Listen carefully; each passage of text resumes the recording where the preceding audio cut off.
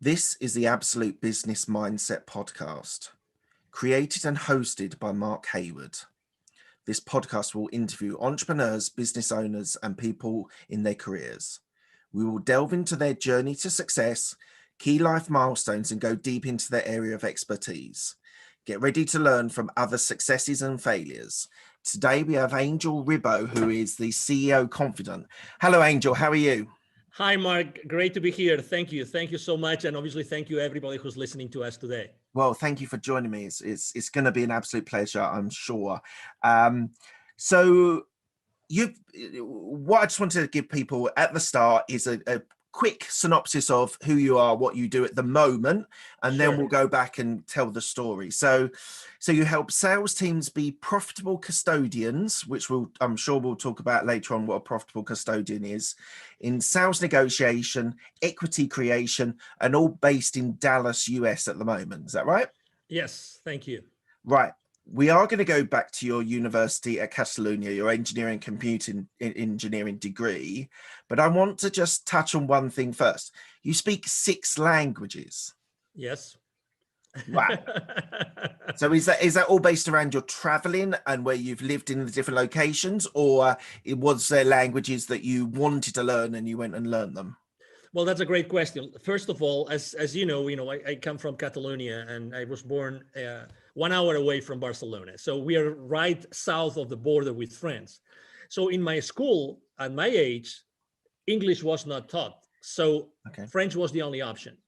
So thank God that was the case, because otherwise I would have never learned French. So, I really, for some reason, I was really ready to learn foreign languages. Probably one of the reasons is because, as you know, in Barcelona and Catalonia, we speak Catalan, which is a language between Spanish and French, right? So we have more sounds, the phonetic is more complicated. So I was learning French there. And mom and dad, they said, hey, Angel, although they don't speak a single language besides Spanish and Catalan, they said, Angel, we want you to learn English at the same time. So they enrolled me on a private school. So since I think it was 4th grade, I was learning French in school and I was learning English outside of school. And then magic happened, which was, mom and dad were they saved some money for me and my sister to go to Scarborough in the UK to learn English. And that was in 1981, 82. So that means that I was 13 years old. And that changed my life forever. If you have ever tried to learn a foreign language, you're always translating, right? You're always translating. So me going for a month to Scarborough meant that I went to Scarborough having to translate everything in my mind. And when I came back, I didn't have to translate anything. I was speaking English automatically. I mean, I remember going back to my private school class and everybody was, wow, you've really learned a lot. And I have to tell you that trip, not only my sister went to the same school in Scarborough, but also my cousin. And I did the following thing. I was given the choice, who do you want to stay? I mean, what kind of family do you want to have? And I said, I want to be in a family in which I don't speak a word in Spanish in a month. Right. And they put me in a family. I still remember mom and dad and the 3 kids they have, 2 boys and 1 girl. I was sharing the room with a Swedish guy. Right. It was a Swedish guy. So I was, and the thing is, God helped me so much. This Swedish guy, oh my God, was he an introvert? Okay. Was he an introvert? So I spent the entire month speaking English with the family, and they would take me everywhere, and we would go to so many places. And also the one good thing I did was I asked my Swedish roommate, hey, do you have some friends here? She said, yes, absolutely. I have so many Swedish girls which came from Sweden, which are also in the same school. I could introduce you to them. Guess what? When I wasn't with my English family, I was with these Swedish girls. Right. And for a Spaniard, that was a blast. Oh my God, did that summer change my life forever? And did I not practice my English language skills? So that was, really, that was literally how I ended up learning English and French. And then, I started traveling. When I went to college, I was part of an international organization. I was the president for that organization. And then I went to France with an internship. but I also started to be exposed to Portugal. So I had to learn Portuguese, excuse me. And then I learned a little bit of German because I was for 2 years I was dating wonderful, beautiful German girl. So I was literally visiting her, or she was visiting me almost every week. So I was going to Germany a lot. So when you're kind of your everything in your life is taking you to a place where if you just surrender to it, you keep learning and learning and learning. And eventually I used my Portuguese that I learned with a Portuguese student in Barcelona. I used it when I was conducting business in Brazil, and when I later on in my career, I moved from Barcelona to the UK to work for a technology company. Guess what? I was asked to call in English to the Nordic countries and to Germany. So I was making sales calls from the UK to those countries. So it's kind of, I always had to make an effort. Like I had to put myself in a discomfort zone in order to learn another language. And learning a language, right? I'm confessing here, I am a typical Englishman who struggles with languages. I was at school, did 6 years of Spanish and a couple of years of German, and really struggled. I just didn't have the natural flow of it. But how do you construct learning a language? The immersion technique, it sounds like you immersed yourself in culture, in people, and that's how you learned it. But they're all Latin languages, so they all have a sort of similarity. But how did you sort of approach learning languages? As you said, you're sort of translating everything Spanish to English, English to Spanish. Yes. But what sort of techniques did you use to get your languages and embed and understand with such fluidity? Your English is fantastic, and I know you're in the US now, so you do use it every day. But how did you approach learning the languages? Well, this is a great question. I remember when I was once paid, I think my first employer, when I left college, they paid for lessons. I think it was Portuguese.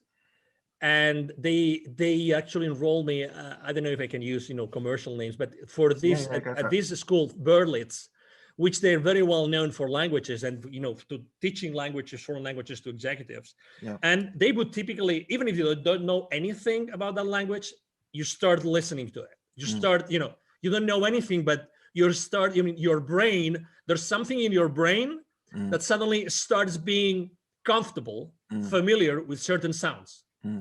And the more you are exposed, I remember when I first learned English, when I told you my story to Scarborough, having the TV set that we had in the room always on. It doesn't matter, always on. I would never do that today with the amount of fear that there's in the news. But at that point, it's always getting used to the language, even if I didn't understand what they were saying. It doesn't matter. So you actually used a word which is called immersion. There's a guru in human behavior, who is Tony Robbins. Oh, right? Yeah, I know Tony. If you ever listen to, obviously you have, or you attend one of his events, right? He talks about immersion all the time. He always makes this funny story when he started to learn polo, being on his horse and everything. Immersion. Even if you had to pay to learn a skill, but you can literally land, land in a place where that particular skill is being used. Yeah, that's the best way to do it. And again, it doesn't have to be perfect. But put yourself in a position in which you are stressed out, literally. Right. You don't feel comfortable because you don't understand anything. It doesn't matter. But your brain is starting to tune into the expressions, the phonetics.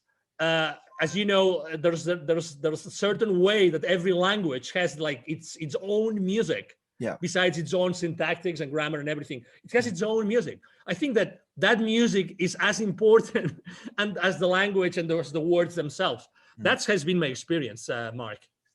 Fantastic. Thank you for that. So let's go to your university degree. So you did engineering, computer engineering. So Exactly. at the University of Catalonia. Yeah. So just tell me a little bit about your upbringing in Barcelona and why you chose to do computer engineering as a degree. Yeah, that's a great story. I'm just having, memories from my high school time now. So I was born in a city. You speak Spanish, you've probably been in Spain. I was born in a city called Lleida, which is 1 hour away from Barcelona. Okay, so it's a 250, 300,000 people, city. So it's still a small town. So when I was, in high school, and actually in middle school as well, that started in middle school, I really loved computers. I didn't have a computer at home. But in school we had this lab with 4 computers, and I don't know if they were of a British brand or an American brand. They were called Acorn. Acorn. Yeah. It was. Oh, you remember that? Oh my God. Yeah. So, I mean, I remember. I right now I have in my mind the lab with those computers. Yeah. That one of them, guess what, had a tape recorder, so I could record my programs. Right. Oh my God, I loved it. I mean, I totally loved it. I remember that thanks to that, my dad bought me an Apple IIc computer while I was in high school. Apple IIc, right? So it was the most fancy Apple II that existed at that time. One of the few in the place where I was, actually the only dealer in that place. They knew me because I was all the time there looking for, software and everything. So that's how I started to like computer science and computer engineering. I was really good in programming. As I was progressing, actually one of my father was a CEO of a conglomerate of food related industry, companies, and he asked me, hey, could you do this inventory program for us? Yeah. And then suddenly for the entire summer I started to write in basic language, a program for taking for controlling the inventory of that particular, it actually was a fish farm. So, and I loved it so much. It was so good. Obviously, I always had great grades. So when it was time, my last year in high school, when I was a senior, and I was asked in Spain, you have to go through there's a grading system, right? And I had to pick which schools I wanted to, which colleges and universities. And I said, okay, so I would like to go to the school, computer engineering school in the Technical University of Catalonia. And I was, thank God I had very good grades, so I could get really into computer science. Yeah. But guess what? The first year was physics, math, calculus, programming, theory of information theory. With all due respect to all my professors and teachers and everything, I hated it. I hated it. Okay. I mean, the first semester was, I barely could pass, I think, 2 of the subjects. I mean, it was really difficult. And then the second semester, oh my God, I said, I don't like it. If this is computer science and computer engineering, I don't like it. I liked programming a little bit. I like, the soft part of engineering, of information technology, but I didn't like any of the rest. I said, oh my God, it's 5-year degree. Okay, I'm only at the second one. Oh my God. To be honest, I said, I don't know how am I going to do this, but whatever. My parents are paying for this. I had to move from Lleida to Barcelona, so they were paying the rent and everything. So fast forward, to be honest, I had to wait actively 3 more years until, again, I liked computer engineering subjects because they were more like, computer engineering or computer science in organizations, information systems, stochastic processes, things that were really more attached to reality, as opposed to, calculus and side. Exactly. And I am a very hands-on guy. I really like to be around with people, and I like to have human contact. And I picture myself, am I going to be a computer analyst programmer the rest of my life? Oh my God, no. That's not going to be Angel Ribo at all. That's why, as you have read, that's why, really after I finished my degree, I said, I have to do something more related to business, because I think that's exactly where I could make a big Before impact. we go on your MBA, Yeah. just on the computer engineering, and it might be slightly different. I want to clarify. So we have in the UK something called computer science, and that is basically learning languages. And I'm interested. I was talking to someone, a friend of mine, who learned languages and then learned computer science, and that was like JavaScript and C# and all that sort of jazz. And he said that actually it was very easy to learn because it was just learning a new language. Did you have the same experience there as well? No. Okay. That was actually, it was called a degree when I started. It was called computer science. Right. But as all the, let's say, the names and titles changed throughout my career, actually they eventually called it computer engineering. So I started the studies, were being named like that. But as far as computer languages, no, we didn't really learn, this many of the computer language at all. I mean, I remember using, after the second semester, we did not learn any language anymore. So you didn't learn the programming. You were building the hardware, building the computers. And we learned both hardware and software. But what I'm trying to say, they taught the programming, the languages that they taught us, or the programming that they taught us were language independent. Right. Okay, so it was very much on how to do things, but not specifically with a language. We were using a universal language, and then literally we were given the freedom to use the language that we wanted. It could be any language. So that was, I mean, again, but if you realize, maybe if it was more like specific languages, maybe I would have liked it more. I don't know. But the reality is that everything seemed to me too abstract, and I wanted to go back to earth. And that's, as I mean, reflecting upon what I had done in high school, again, it was very down to earth. I was able to deliver specific results. I mean, as much as I am a strategic guy, but to be honest, I'm a strategic as far as the rubber can hit the road, really. Right. Otherwise, it doesn't serve me. Right. It doesn't serve me. And I need to see those results, because at the end of the day, I think that has helped me a lot in my life in general, like really wanting to see those specific results, those specific outcomes of everything that I have done. Yeah. So you then did an MBA in Barcelona. Yeah. Was that to give you the business experience? Yes. Actually, and one other question, sorry, a follow-up question. Yeah, of course. At that time, doing an MBA, did you want to be an employee working for a big, whether it's computers or whether it was a business or finance, wherever? Did you want to work for a big corporation, or did you want to be an entrepreneur at that stage?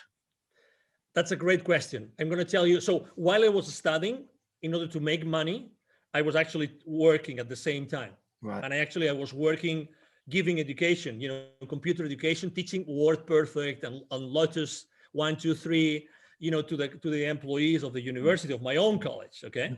Mm-hmm. But the first job that I got before I graduated, I was actually at the rector's office, at the president's office of my own university. Oh, wow. Okay. Because they opened a position in the international, it was called the rector's office, Department of International Relations. And that was my first job. My real first full-time job was like this. So it wasn't related to technology at all. So while I was having that, while I was, doing that job, I was there for 5-6 years. I was actually studying, my MBA. If you ask me why, because I really wanted to have a different perspective of the world. I wasn't thinking of where am I going to work, what kind of role I want to have. I wasn't that strategic. The only thing I knew was that I needed to have additional knowledge if I wanted to go with a higher level of comfort to work for any corporation. Right. So I started working in international programs, and then I started traveling extensively. And we had these wonderful relationships and trips to the UK to talk to the Imperial College and the University of Manchester School of Architecture. And we would go to all these many, universities in Europe, and also in the US and in Latin America, which were mainly the places where we would have, relationships and programs and things going on, right? So that was actually my first full-time job. And it was thanks to a bad personal experience that actually I decided to move out of Spain. But when I was still working, and let me tell you the story because you're going to like it. When I was still working at the university, a headhunter came. A female headhunter came one day and said, Angel, we want you in the private sector. I have this opportunity for you. I cannot disclose how I found you. And actually, I still don't know today why. Okay. But, well, I know why, but I don't know how they found me. But anyway, we would like you to work in this particular company. I think you would make a great fit. And it was an audiovisual company. Okay, so they would do all sorts of audiovisual productions of any size. It would be the launch of a new car for Jaguar, or it could be like the 100th anniversary of FC Barcelona, just to give you a couple of examples. But the reason why I mentioned this is because eventually I was fired from that company. Okay, so that was interesting. What did you do? What did I not do? What did you not do? So there was a lot of politics involved in that company. I was hired by one guy, and I made a mistake, which is I allowed myself to say to accept a position because this guy said, "Hey, we are reorganizing this part of the company, and I'm not going to be your boss anymore. So before I hand you over to the new boss, I want to give you the opportunity to go to another side of the company. It's up to you. You decide what you want to do." Right. Okay. And I really didn't know nor my potential new boss at that division or this other boss. So I said, okay, let's go to this other boss, this other division. And that was my life sentence. Okay. That was, but anyway, but that's okay. And that was before. You learn from these experiences, don't you? My God. Oh, absolutely. Because, I was supposed to be in charge. Do you remember the 2000 effect? How going from 1999 to 2000? Yeah. Y2K or whatever it was called. Exactly. The 2K effect. Nothing happened. Exactly. Nothing happened. Nothing happened. The clock just ticked over.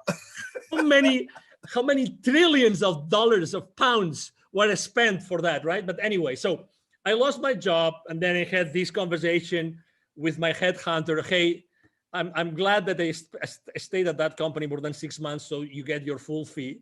I told the headhunter, but okay, could you tell me why did you really come to pick me from the university and take me to this private company? They were really a good company, and large and very, very well known. And she goes, well, because I needed someone really flexible. Okay. I needed someone. There was something that I really liked in the interview with you, Angel, which was and she said, so if you're ready for this explanation, Mark, she said your feminine side was the part that really attracted me. And I said, what? And what did you go? What? Obviously, I've lived in so many. I'm so open to all obviously of so many sexual orientations. I have friends all over the place with all orientations. So I said, what do you mean, right? Because I wanted to know. And she said, I want you to know something. And actually, it was the first time ever someone told me about this. So we all have this feminine side and this masculine side. We all have this.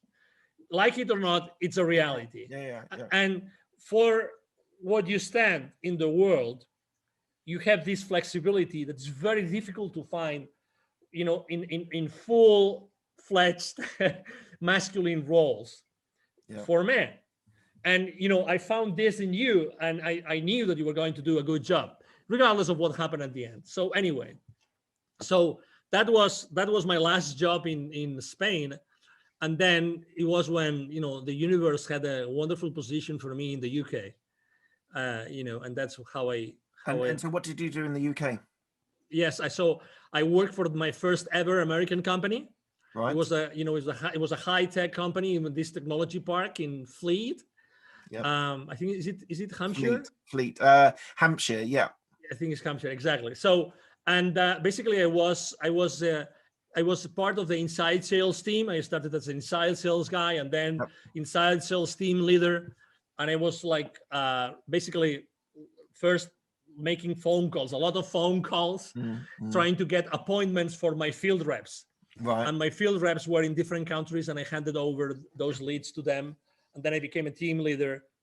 And that's what I was doing. It was my first sales role ever. And I loved it. I loved you it. enjoyed it? It's a people business, isn't it? It's a people business, yes. And we had all those call blitzes, that we had to make X number of calls, and if you reach that goal, then you had a bonus, and then you would talk to the field reps, and they were super excited that you got them this amazing sales appointment with the CEO of that corporation. That was so exciting. I really loved it. I really liked it. And then I see you moved to Mexico. Is that right? To do sales there as well? Exactly. I moved to Mexico. The company I was working with in the UK, American company. I went to a sales boot camp in Boston. They were based in Boston. And I decided to take a vacation after that boot camp in Boston. And I said, I'm going to take a vacation. I've never been in Mexico as a tourist. And then I'm going to go to Cuba. And it was while I was in Cuba, and that's the reason why I moved then to Mexico. I had my first spiritual experience ever. I mean, I was very down to earth, and I didn't know what a spiritual experience meant. So I remember reading that book while I was in Cuba.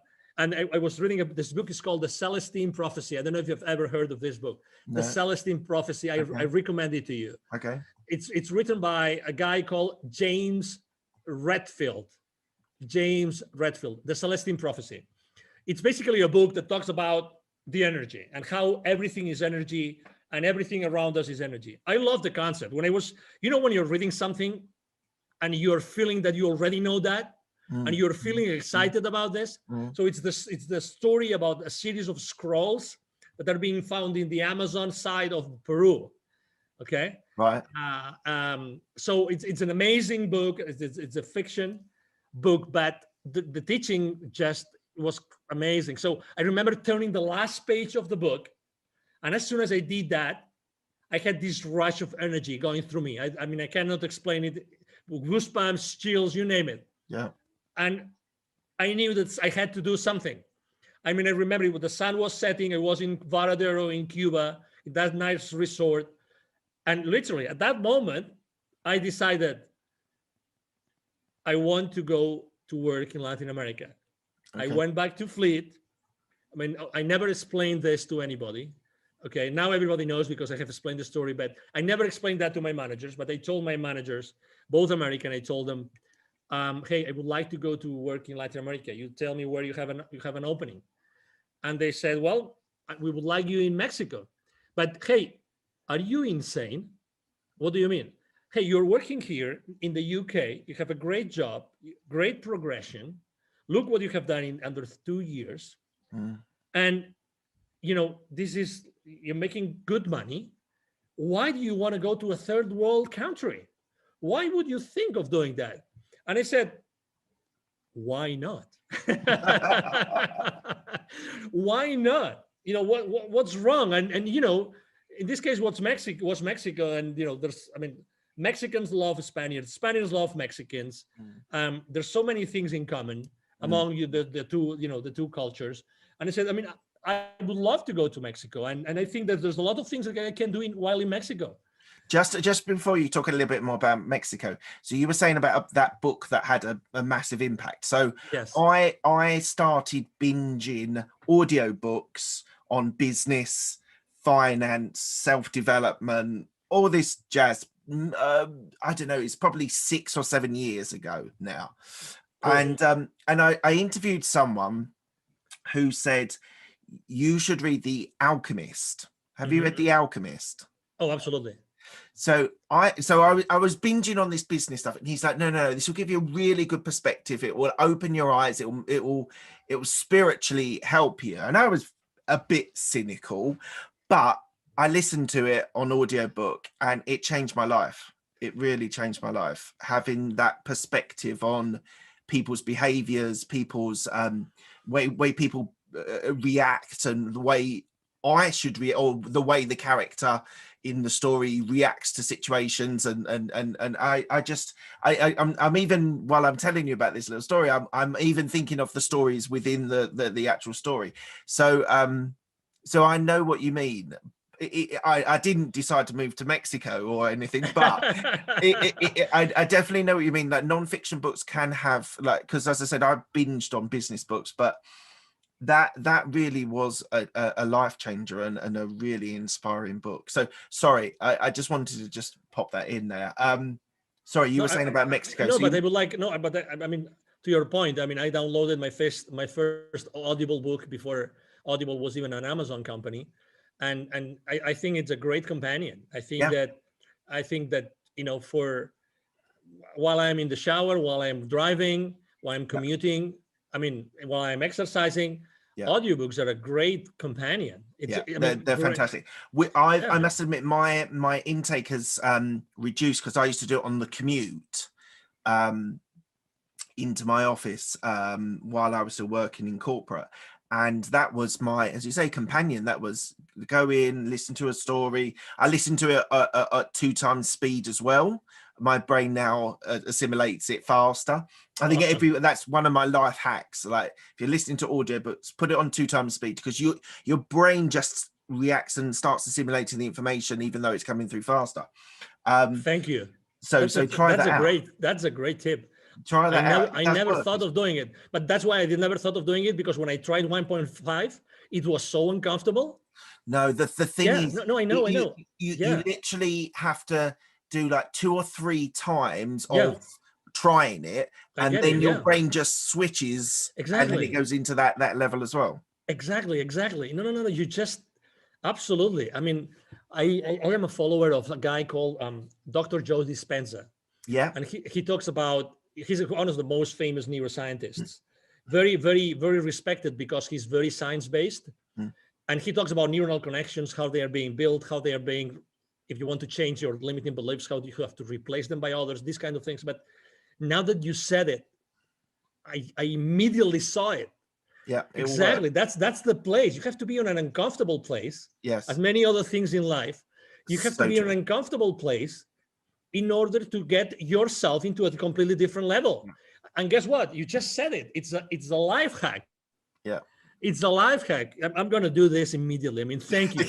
Well, don't do it until we finish the interview. Thank you. Oh, yeah. No, but I mean, just because of this is a life-changing piece of advice. Thank you, Mark. Well, no, honestly. My absolute pleasure. So let's move from Mexico. You then moved to Dallas.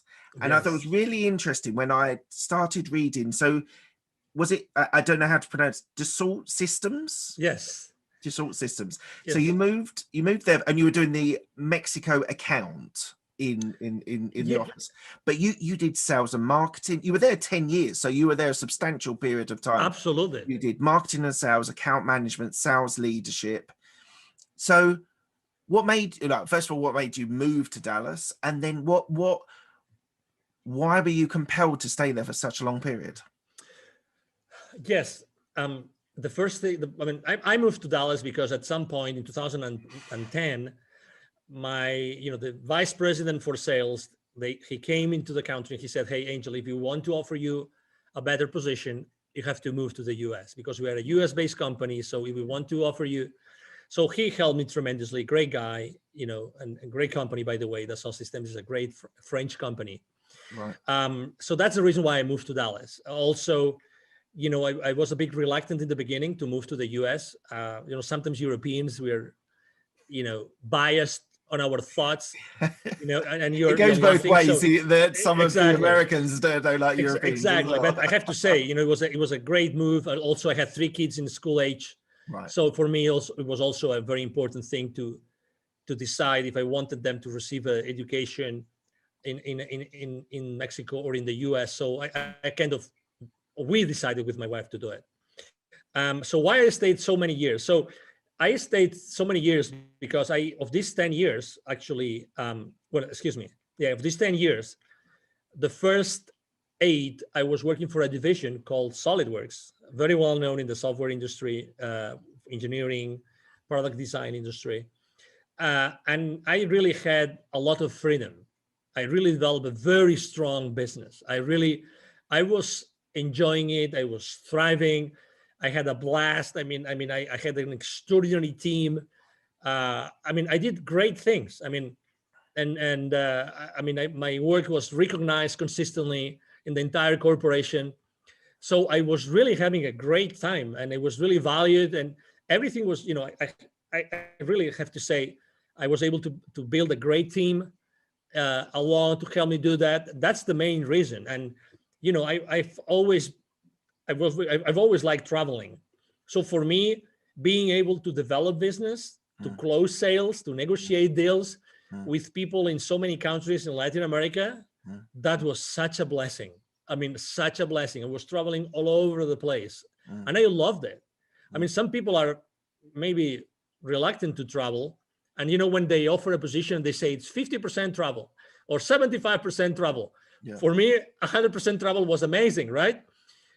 Because that's who I am. Don't ask me why. It's just who I am. Probably because of the languages, right? Because I feel like a citizen of the world, that I can go anywhere, and I like learning. I like being exposed to new things, and that's who I was.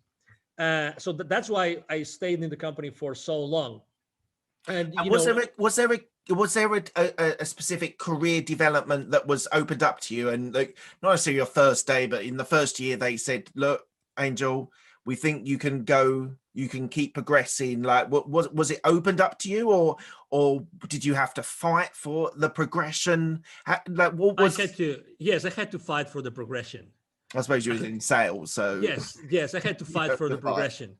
Again, it is what it is, and again, you always put wherever you are in your life, you have a scale, right? In your mind, right? And you put one things in one side and one things in the other. It's a matter of balance. So you find the right balance, So I was really, as I mentioned before, freedom. I had a lot of freedom to do a lot of things. I developed a certification process for my sales force, a certification process for my entire channel, distribution channel. I designed training programs. I had so much freedom, and I could do so many things.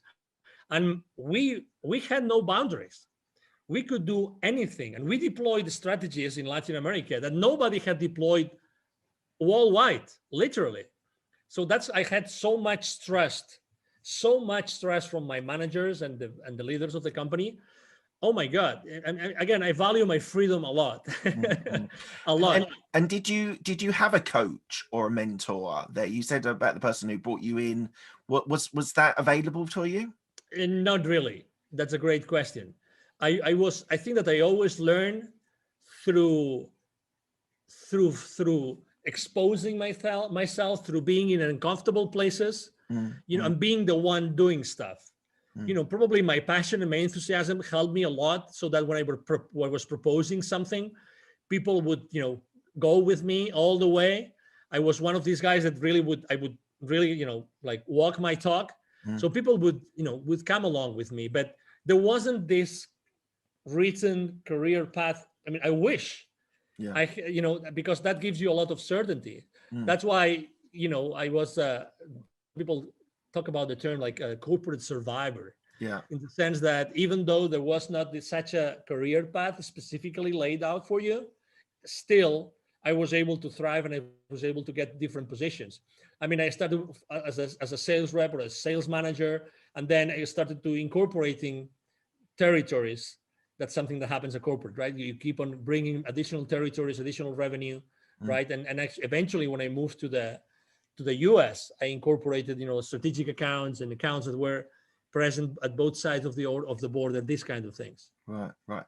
Okay. Well, let's fast forward a little bit. I do want to talk about this, but we're gonna have to move on. You're a TV host on a station in Dallas. Unfortunately, we're going to have to keep going because I want to get everything in. Go ahead. So what I suddenly started seeing at a certain point of your career, you created CEO Confidant, which we'll talk about in a minute, but you started doing philanthropic, it's charity work that you started to do. So you became the president and co-founder of Wisdom for Kids, and you also, this is not so charity, but you became the CEO of Divine Human Ventures, which is helping the gap globally for companies to reach different parts of the world. So what made you take that shift, which is beyond the sort of corporate or entrepreneurial world, into those areas as well? Well, when I have to say, I started to prepare myself before I left corporate world in 2016. I started to prepare myself, and I started going to different conferences of people that knew about things that I thought could be valuable for me. Right. They were basically, these famous online marketeers, these people that have done, online launches, that they know everything about coaching programs, sales funnels. So I attended so many conferences during 2014, 15, and eventually 16. So, so I prepared myself for doing that.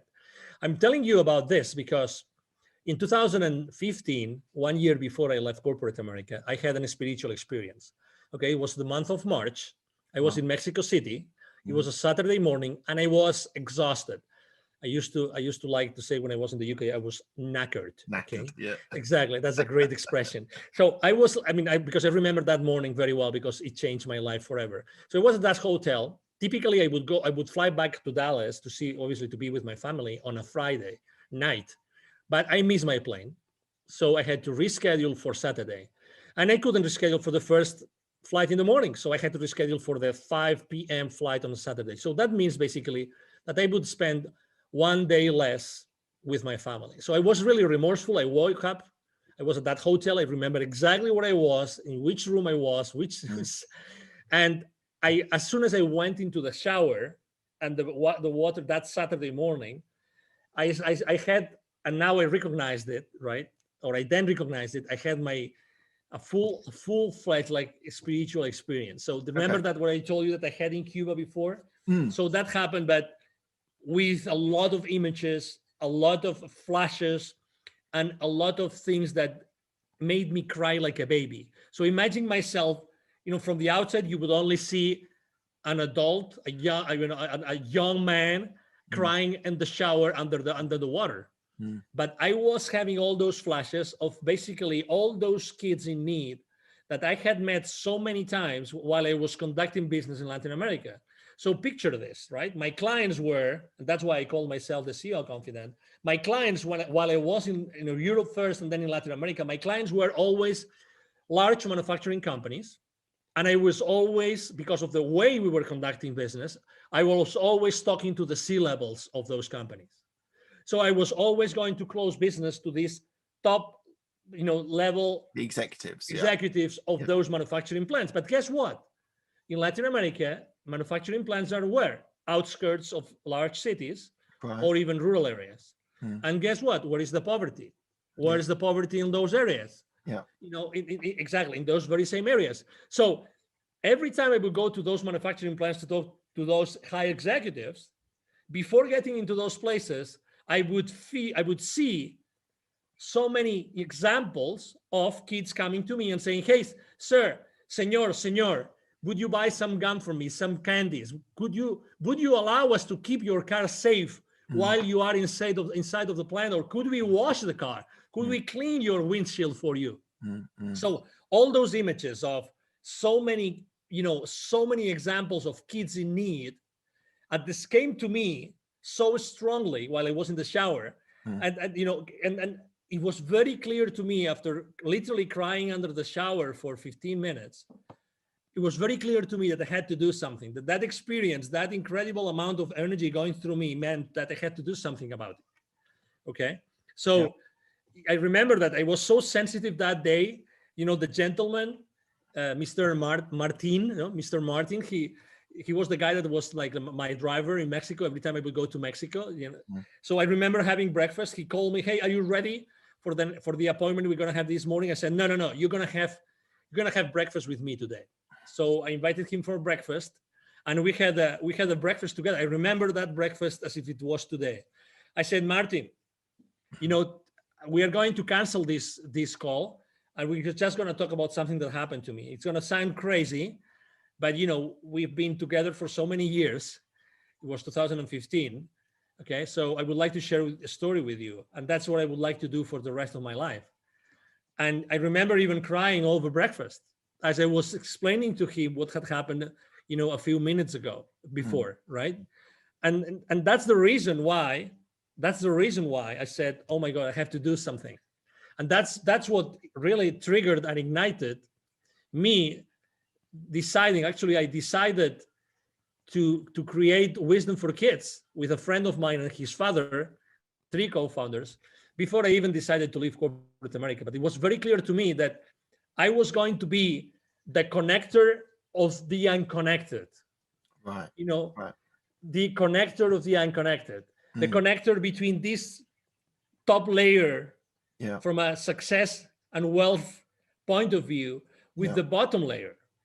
Right. And obviously, through my work for so many years, I had not only sold and developed business, but I also had trained my distribution channel, my distributors, my resellers, my business partners. I had taught them how to become, good companies, I had helped them to grow their businesses. So I was always doing this, like helping these partners of ours, grow their businesses, but also eventually the main goal of all the services I'm providing to my own clients, to those manufacturing companies, was how to accelerate the growth of their businesses. Right. So you see, there was this common denominator. So it was very clear to me that what I had to do is I had to start this nonprofit. Eventually, we called it, Wisdom for Kids. But I called it. I had to start this because I said, if I don't do it myself with these two other people, who's going to do it? Who's in such a good position of being able to, tap into the genius of these top level people and at the same time helping the underprivileged? So tell me a success story. What have you managed to do part of this charity nonprofit? Yeah. So there's an area which I like to go, which is an indigenous community. I like to go to indigenous communities for many reasons. One of them is because 95% of kids in those communities are poor. Right. So when you go to those areas, the chances of making an impact increases dramatically because everybody lives under the threshold of poverty. Yeah. And I'm going to tell you a story of this area. It's in the north of the state of Puebla in Mexico. Okay. So in this area, there are 180 plus small communities. Many of them speak their own languages, originally from the Aztecs, Toltecs, this kind of, originally civilizations, let's say, or cultures. So one success story I can make is in a particular area, one of those sub-communities there, when we deliver our workshops, right, what we do is we do a lot of self-esteem work. We do a lot of neuro-linguistic programming, okay? Because we want to make sure that whatever we do in that community, it's sustainable. Exactly, it's sustainable, right? So we went to that place, and we basically started talking about, hey, you have to love yourself. I mean, this is kind of the message, right? I mean, we don't teach it like this. There's no whiteboard. We jump, we sing, we dance, all sorts of crazy things that you can imagine we do with the kids. Why? Because we connect with them, again, at an energy level. Yeah. We raise the energy of that place wherever we conduct our workshops. And that's the main goal. The main goal is we connect with them at such an energy level that, like, the most amazing part of the workshop, which is a 20-minute meditation, has the most impact. So for 1 hour and 40 minutes, we are preparing our kids for the most important part of the workshop, which is the meditation. Right. I mean, you have to think that we spent 2 years preparing the workshop. We had 2 PhD students preparing the workshop with us. Right. All right. So there's these 2 kids, which were brothers, which had different grades. One was second grade and the other one was third grade. And the story, the success story is because, we always say that we help underprivileged kids in Latin America become entrepreneurs using their local resources. We don't want them to go somewhere else to be successful. Yeah. We want them to become aware of the wealth and the resources which is around them. Yeah. Okay, so we told them, hey, okay, so what do you think you have here that people might like, right? And we started having that conversation, right? So we brought the mom of these two kids. Okay, we brought them and we say, okay, so what do you think we could do? And one of these kids really was very good with what he was doing with his hands, right? And we said, why don't you start making, and it's a very simple thing, but bracelets with stones that you were able to find here. Yeah. Actually, and they said, wow, that sounds really interesting. So we sat down with them, we sat down with the mom, and we made sure that, they were going to, we were going to have a continuation, because the challenge there is not passing on the how to do something, it's to do it. It's actually to take action. Remember, it's not, there's one mantra that I always share with my business, with my clients, which is take imperfect action now. Yeah. That's my mantra, take imperfect action now. So we sat down with them, and that was at the end of 2019, and we said, okay, so this is what we're going to do.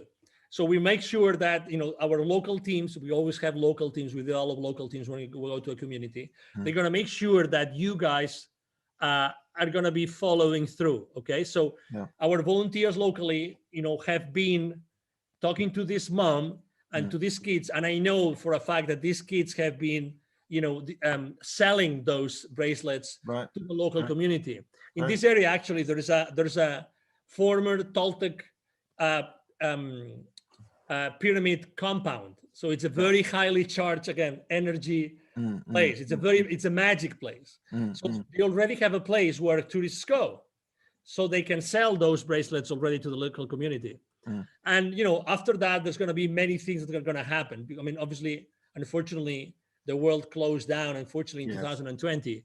But we're talking about incorporating other nature elements of nature into their bracelets, and obviously writing a story about that. We are very cautious about keeping the identity of those kids safe. We don't carry a single list. There's no list. I mean, of those 1,000 kids more plus that we have helped, we don't carry any single registry. We don't want anybody to hack into our information and use it inappropriately. We're very, very cautious about that. I think that privacy and confidentiality is extremely important today, and we want to keep those communities safe. So that's a great example. That's a very good example of a success story. That's fantastic, and all power to you. I think it's a wonderful idea, and what's so great about it for me is that you're inspiring children to perhaps be entrepreneurs, but in their community, in their country. They don't feel they have to go to America or go to the cities. They can develop within the local community, which I think is wonderful. I want to ask you a question which I don't often ask, but I'm intrigued. So you've described yourself as a global citizen. You travel all around the world. You are you speak many languages, and a lot of your time is traveling. And you mentioned a little bit earlier on about having 3 kids. So how do you balance being a global citizen and also being a parent of 3 kids? That's a great question. And let me make a confession. I think that once my wife gave an interview to someone and she said it, so that's why I'm going to say it. Okay. At some point in time, I think it was in 2008, so 2 years before we left for the US, actually, and she didn't tell me actually until 3 years later. So only a few months before she got pregnant of our second kid, she told me she was actually thinking, she told me one day, Angel, you were spending so much time gone. I thought our marriage would never last. Never. We were living in Puerto Vallarta in the Pacific coast of Mexico. And I would literally spend 2 weeks in a row gone. Right. Like gone. And we had at that time we had an 8-year-old kid. I was literally gone. And that comes with a price, right? So I loved, obviously I was gone because I loved what I was doing. I totally loved it. But so so that came definitely with a toll. right? And when I made the decision of leaving corporate America, actually one of the main reasons besides my nonprofit was I really would like to spend more time with my family. And let me tell you, I've taken my second kid, my 12-year-old now, I've taken him with me to do what I do. Right. And it's really eye-opening because I remember when I took him for the first time, we got to the place in the mountains. It was a very poor village. You know, there was the Sunday market was on. It was dirty. It was smelly. It was raining, you know, cats and dogs. And my kid, like we had literally, I mean, we took a 6.5-hour bus from Mexico City to that place in the mountains. Oh, okay. Yeah. Yeah. Okay.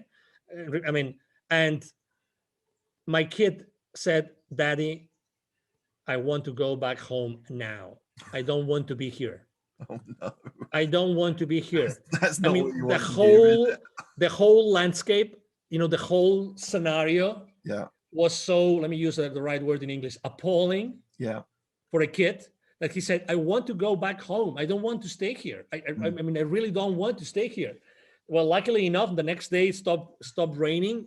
It was, you know, as you know, in the mountains then it was warmer and it was very nice sun. And then obviously he was involved in delivering the workshops. Yeah. He was one of the highlight of the kids because they got to see a kid from a completely different life with them. Yeah. You know, and then he changed the way that he was seeing the whole wisdom for kids that Dad is doing, you know. Yeah. And it was a great experience. And now he knows and he understands exactly what an underprivileged kid means. Yeah. Yeah. And absolutely. you know, but yeah, so but it was, to your question, it was very difficult. Now I work, I mean, my office is at the second floor at home, you know, we have a 2-story home. Yeah. And it's different. And I spend a lot of time with my kid, and actually now he's in school, but most of the time he listens into my podcast interviews. Right. And not only that, sometimes I ask him to write posts. He's brilliant. He's much smarter than me. I mean, needless to say, his genes are much better, much better. And he's brilliant in English. He's brilliant. He got this prize from his school for his English, you know, skills. He writes really good. So he has his, you know, he made his own computer and he has it like next to me here in the office. Thank God we have a large office. But I love to have him involved. And every month I have my daddy son night, my daddy daughter night, obviously my daddy mommy night, right? Date night, we call it. But it's important because otherwise, I mean, you know, I mean, just to mention something, the last 12 months, how difficult have they been for the families? Do you know what? So I left corporate in October 2020. So I'd sort of been living a dual life. I had my corporate career and then I had my podcast and various other things. And I was sort of leaving the house at 6:30, 7 o'clock in the morning, coming back. I had US clients, so I was coming back 8:30, rarely seeing them in the day. And I think one of the things that COVID has actually done is, so I'm working from home. We've managed to make it work. I can close the door if the kids are not, if I'm doing an interview, but actually being present. It's not always that you're like, I'm doing a little bit of homeschooling at the moment. We're in lockdown in the UK, but my wife's brilliant and she does most of it.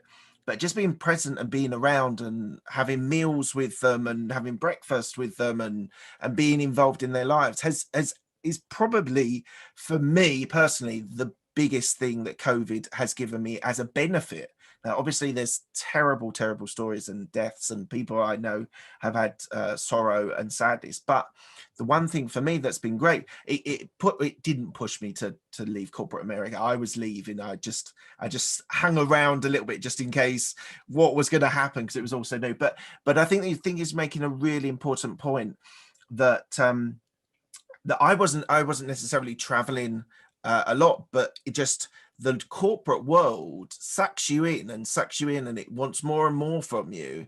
And naturally your kids and your wife and and people around you, they're the people that suffer. You know, it's great. I mean, if you think, you know, now that you have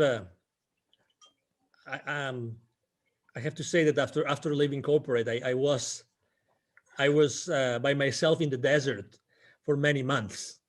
Okay, right. I had to adapt. Yeah, yeah. I mean, for me, it wasn't automatic, right? I mean, although I was successful and blah blah blah, regardless, you know, I thought it wasn't enough.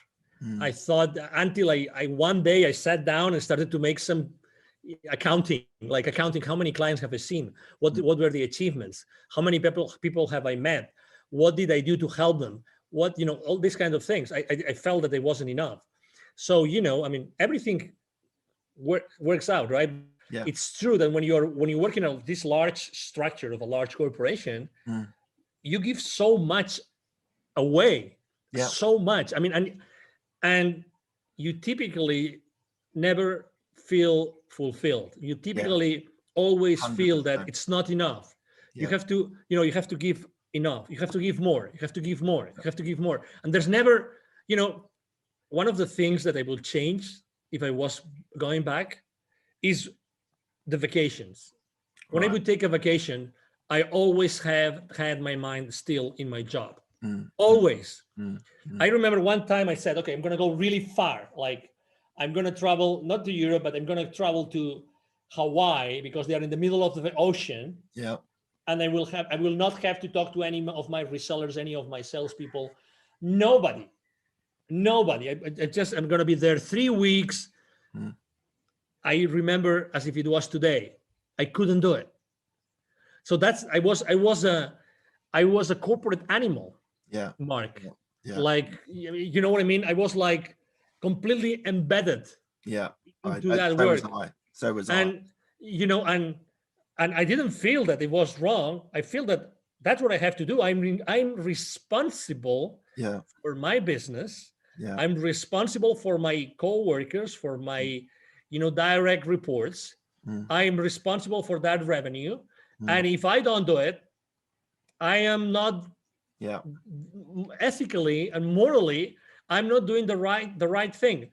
And it is so wrong. It is so wrong because you give away the most precious time of your life. Absolutely.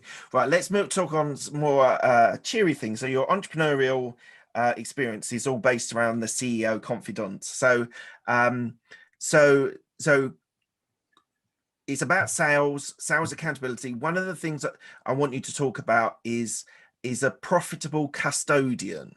Yeah. Now, this was a phrase which I've never seen. Now, I've interviewed probably 80 odd people, maybe. Yeah, about 80. And I've spoken to salespeople, people that started in sales. And so what is a profitable custodian? Yeah, so this is that term that we developed together with one of my business partners. Okay, so his name is Neville Joffe. He's an executive educator. So one of the things that we tend to think as entrepreneurs is that we have to do it all ourselves, and that's so bad. So bad. I think that we have never been taught to really collaborate and establish strong business partnerships.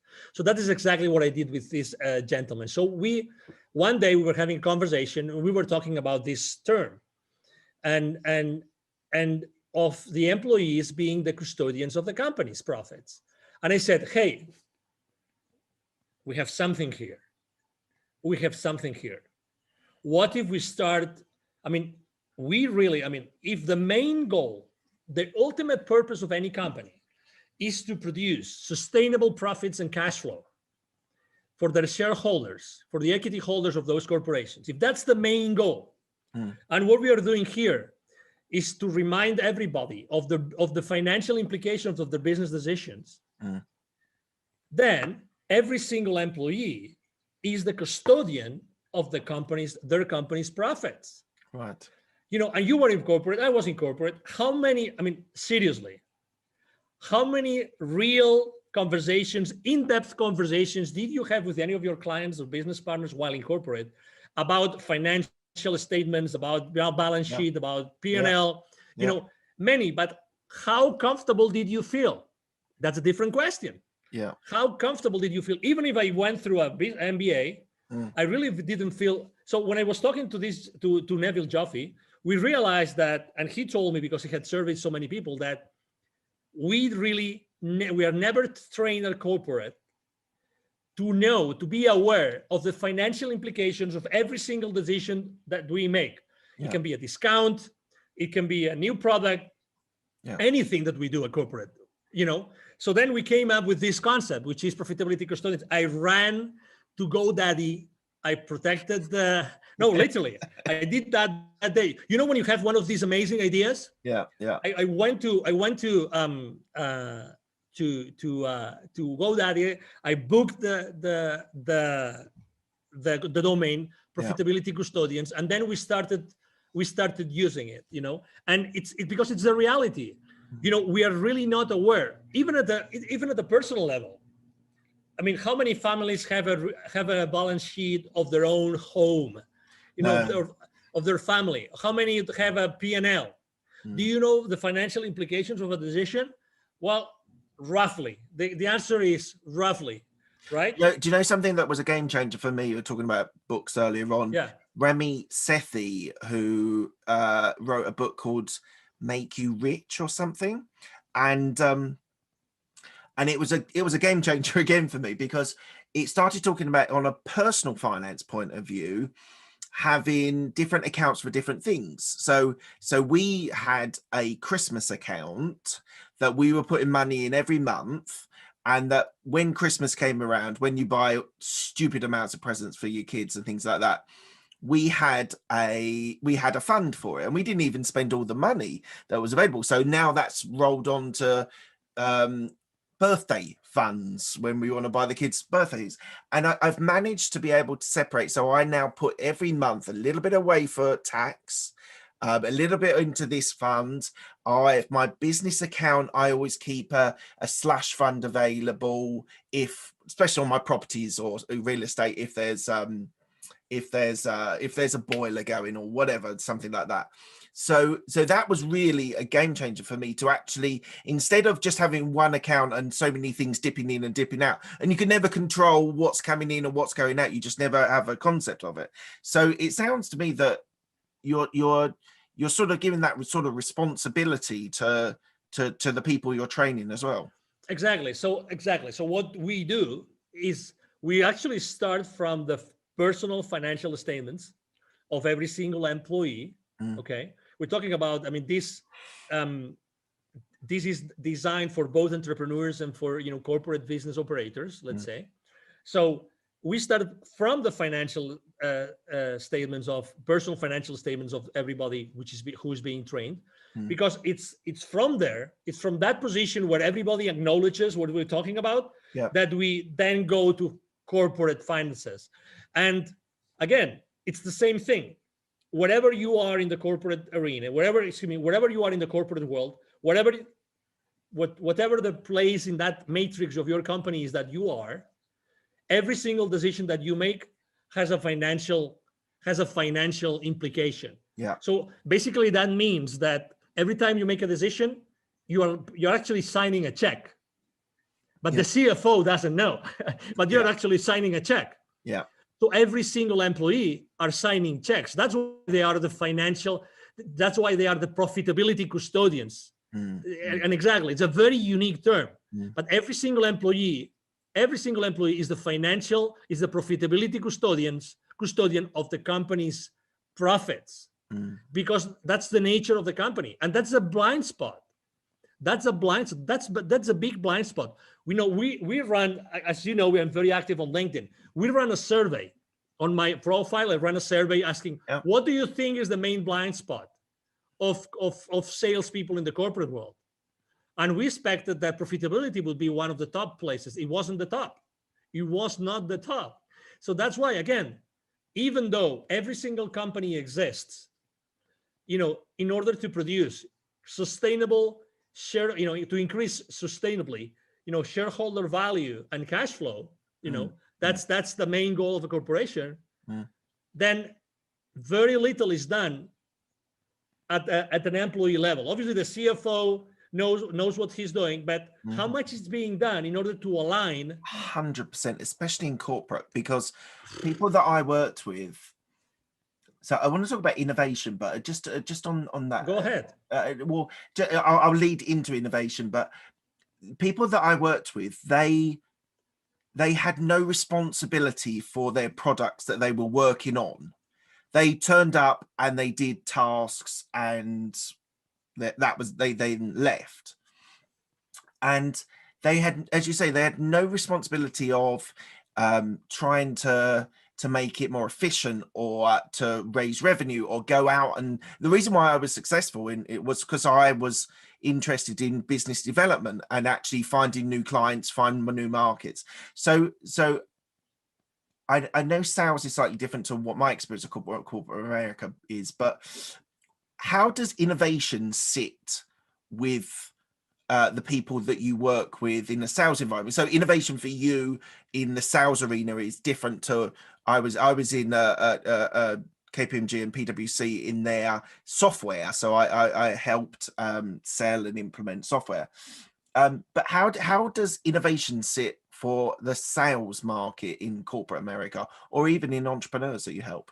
So do you mean, are you talking about the importance of innovation within because my I think customer people, base? Or well, I think people just aren't aware of the importance of and I mean innovation as in making a difference, making a change, in trying to make something better, whether it's with a client or within an internal system or whatever.